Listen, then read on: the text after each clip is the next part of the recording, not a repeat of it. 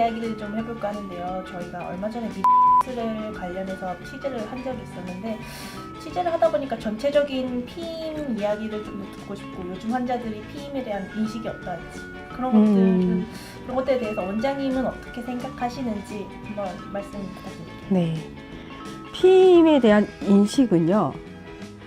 옛날부터 피임에 대한 필요성은 있었어요. 피임을 여자들이 다 하고 싶어 하고 하지만 이제 그걸 못했기 때문에 적절한 피임 방법이 없었기 때문에 그게 이제 임신으로 원치 않는 임신으로 이어지는 경우가 많았고 그러면은 사회가 흔들리잖아요, 그렇죠?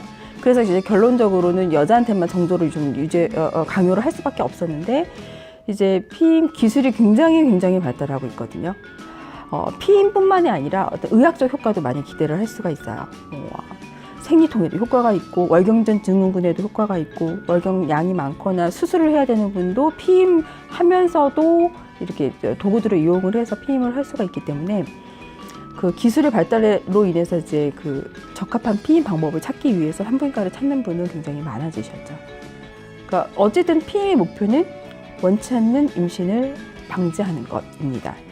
원치 않는 임신이 되기 전에 오셔서 성관계를 아예 갖기 전에 어떻게 피임 계획을 세워야 될지 나한테 맞는 피임 방법이 무엇인지 상담을 받으러 오세요. 성관계가 아예 없는 분이 그렇게 오셔서 상담을 하시고 본인의 피임 계획을 세우시거나 아니면 엄마가 아이를 데리고 와서 이제 피임을 시켜주시거나 피임 시술을 원하는 분들은 일단은 결혼 전에 분들은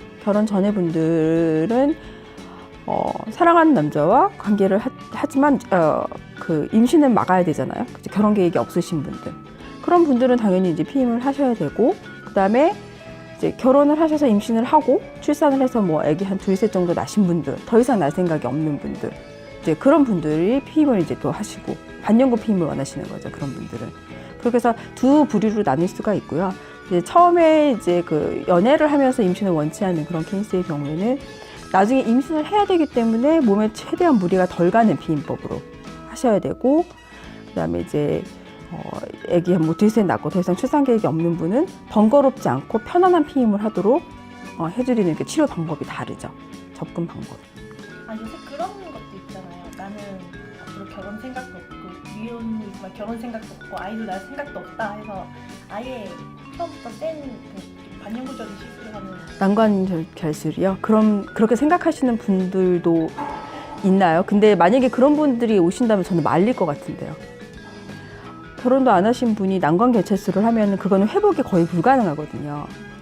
근데 사람이 어떻게 한 치 앞서 내다봅니까? 한 치 앞도 못 내다보는데 변할 수도 있고 생각이 변할 수도 있고 만약에 그렇다면 저는 설득을 해서 다른 피임법을 하시라고 말씀을 드릴 것 같아요.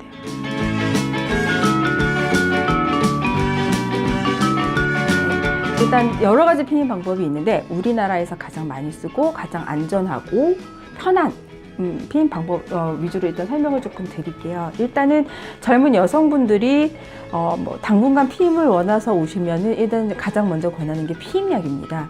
피임약은 하루에 한 알 일정 시간 이렇게 일정 시간에 먹어서 이제 피임약 종류가 이제 굉장히 여러 가지가 있는데요. 3주 먹고 1주 쉬고라든지 아니면은 뭐 한 달 내 28일 내내 이어서 복용을 하든지 그렇게 해서 일정 시간 지속을 해서 먹게 되면은 이제 피임 효과가 생기는데 피임약은 일단 가장 크게 이제 큰 게 배란을 억제하는 원리거든요. 이제 배란이라고 하면은 보시면 여기 지금 이제 자궁, 나팔관, 난소 여기가 경부 여기가 이제 질이 되는데요.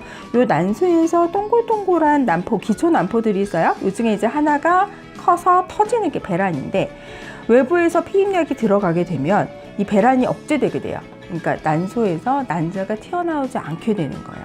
그러니까 난자가 안 나오니 임신이 되지 않겠죠. 그래서 이제 가장 중요한 기전이고요. 이 외에 피임약의 기전은 이 내막, 이 자궁 내막이라는 곳이 나중에 그 난자와 정자가 만나서 생기는 수정란이 착상하는 곳인데 여기를 얇게 만들어줘요. 얇은 내막에는 착상을 할 수가 없거든요. 그다음에 피임약은 여기 정액의 그 투과성에도 영향을 주는데 여기 자궁 경부에 여기 자궁 경부 점액이라고 있어요. 이게 이제 정자가 이동하는 통로가 되는데 여기 투과성에 영향을 줘서 정자가 잘 투과를 할 수가 없게 만들어요. 그래서 피임 효과는 이제 99.8%. 그러니까 실패율이 0.2% 정도로 이렇게 보고가 되는 아주 안정적인 피임 방법입니다. 근데 피임약에 대해서는 가장 많이 물어보시는 게 이거 안 좋지 않아요? 그거예요. 이거 인공적인 거라서 안 좋을 것 같은데요. 그러니까 피임약은 먹어서 생길 수 있는 부작용이 약간 있을 수는 있어요. 모든 약이 부작용이 있잖아요. 뭐 약간의 몸이 붓는다든가 두드러기 아니면은 약간의 출혈, 소량의 출혈. 근데 이거는 다 괜찮아요. 다만 피임약을 절대 드셔서는 안 되는 환자분이 있으세요. 네, 그런 분들은 피임약을 드시면 안 되고 피임약을 드셔서는 이제 생명의 위험까지 생길 수 있는, 예를 들면 뭐 조절되지 않은 혈전 질환이라든지 뭐. 근데 피임약은 사실은 이제 병원에서 처방을 받는 피임약도 있지만 약국에서 본인이 그냥 의사 처방 없이 그냥 사서 드실 수가 있거든요.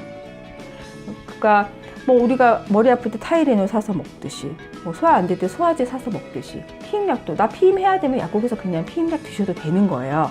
그래서 아주 안전한 약이고, 그래서 그냥 피임약에 대해서 너무 겁내지 않으셨으면 좋겠습니다. 네, 피임약을 이제 끊게 되면 가입력은 바로 돌아오세요. 그래서 결혼을 하시고 결혼하시기 전에 이제 끊고 임신 준비하시기 전에만 끊어주시면 임신 출산에는 문제는 없으세요.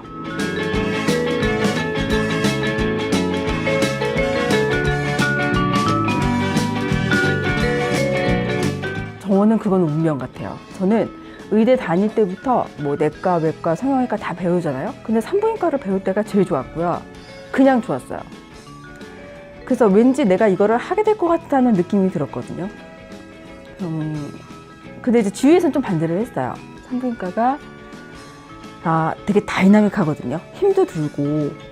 그래서 주위에서는 반대를 하는데 나는 왠지 이걸 할 것 같다는 느낌이 들었어요. 근데 그 상태로 계속 있다가 이제 의대 예과 2년, 본과 4년을 마치고 이제 인턴으로 들어가게 되거든요. 인턴 때는 한 달에 한 번씩 이제 각 과를 돌면서 이제 거기에 이제 가장 자잘한 도움을 이제 주고 또 배우기도 하고 이러는데, 산부인과를 제가 7월에 인턴을 들어왔나? 근데 산부인과에 처음 딱 들어갈 때 그냥 내 집에 들어온 것처럼 마음이 편한 거예요. 분만실을 딱 들어가는데 마음이 편안해지면서 마치 내 남자를 만난 느낌?